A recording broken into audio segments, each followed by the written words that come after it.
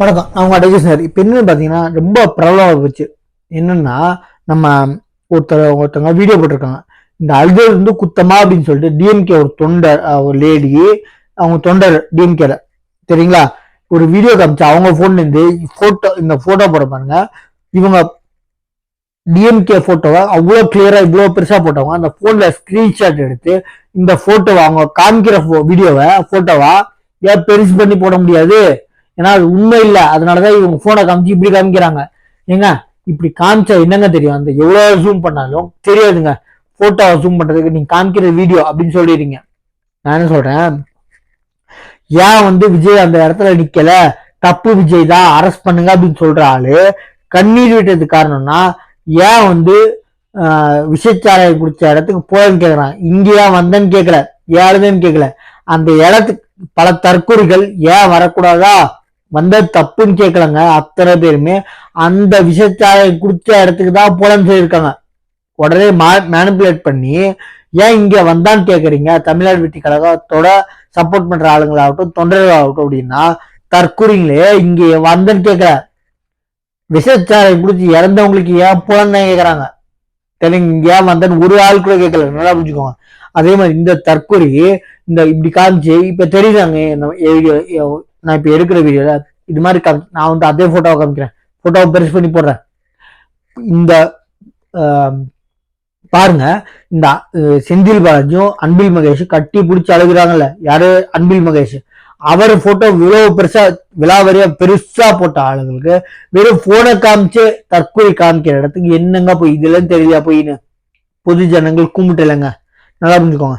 அது மாதிரி நம்ம சேனல் வந்து சொல்றேன், சப்ஸ்கிரைப் பண்ணி பாருங்க. அதே மாதிரி இப்ப என்னன்னா கட்சியில் இருந்தால் நீக்காது ஏன்னு சொல்லிட்டு நம்ம ராஜா எம்பி டிஎம்கேவோட எம்பி அவ்வளவு தெளிவா பேசியிருக்கு. ஆதவ அர்ஜுனா மேல 2 எஃப்ஐஆர் ஃபைல் பண்ணிருக்கு.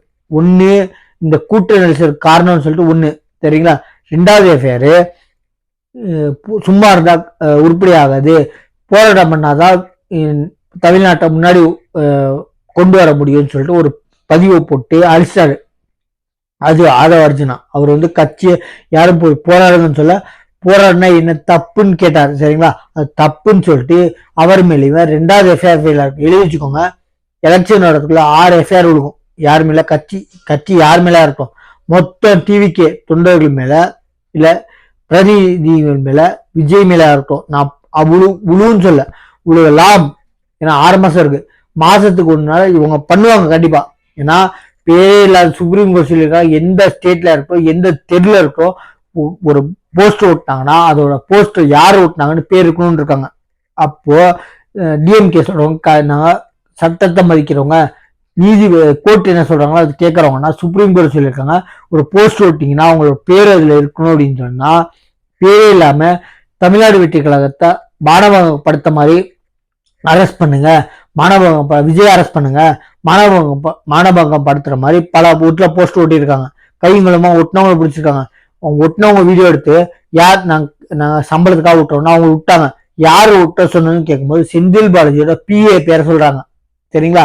யாரு? சுப்பிரமணி.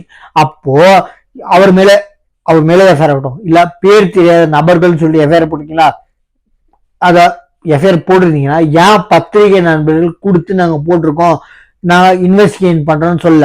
ஒண்ணு கைக்குலின்னு பக்கா தெரியுதுங்க.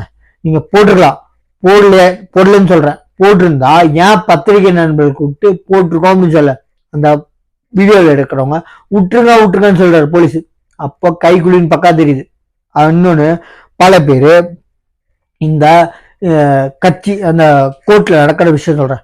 ஒரு ஆள் வந்து என் மேல தப்பு இல்லைன்னு சொல்றாங்கன்னா ஓகே, ஆனா ஆப்போசிட் வக்கீல் மேல தப்பு சொல்லி இதுதான் காரணம்னு சொன்னாங்கன்னா அப்போ அவங்க சைடு தப்பா இருக்குன்னு ஒரு வக்கீலுக்கு தெரியும்.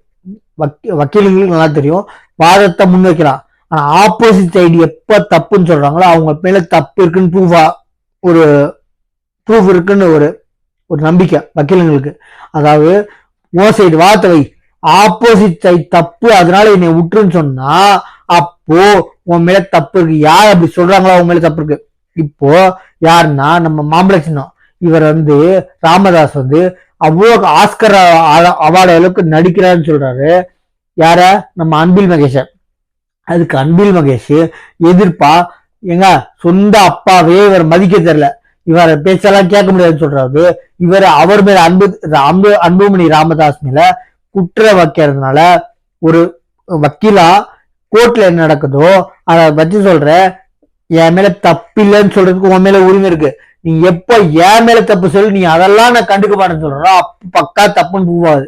ஒரு வக்கீலா ஒரு கேஸ்ல ரெண்டு சைடு இருக்கும்போது ஒரு சைடு தப்பு, என் சைடு வார்த்தை வைக்கிறேன்னா ஓகே, ஆனா நீ தப்பு பண்ணிட்ட அதனால என்னை விட்டுருன்னு சொன்னா பக்கா சொல்றேன், சொல்றவங்க மேல தப்பு.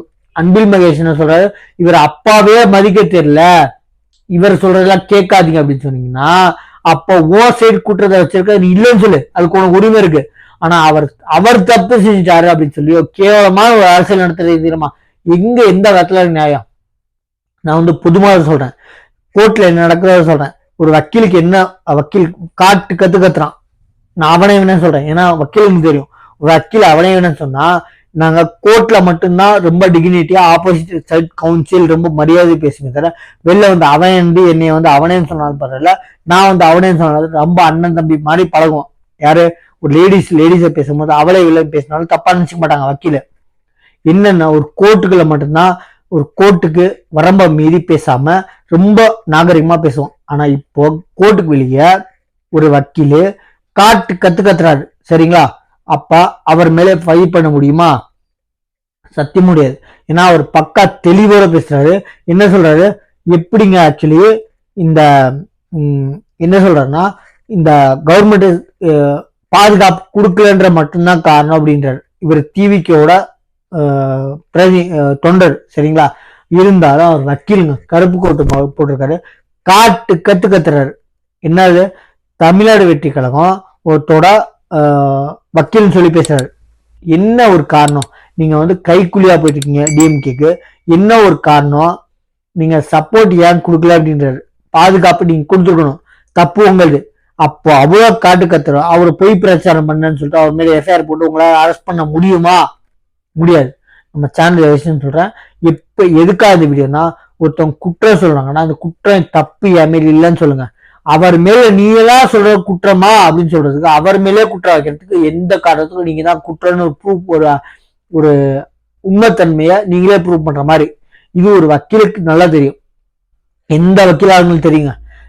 தப்பு இல்லைன்னு சொல்றதுக்கு உனக்கு உரிமை இருக்கு, ஆனா நீ எல்லாம் தப்பு பண்ணிருக்க, நீ எல்லாம் என் மேல தப்பு சொல்ற பத்திமா அது மாதிரி சொன்னா அவங்க மேல தப்பு இருக்குன்னு எந்த ஒரு வக்கீலுக்காரங்களும் தெரியும் சரிங்களா.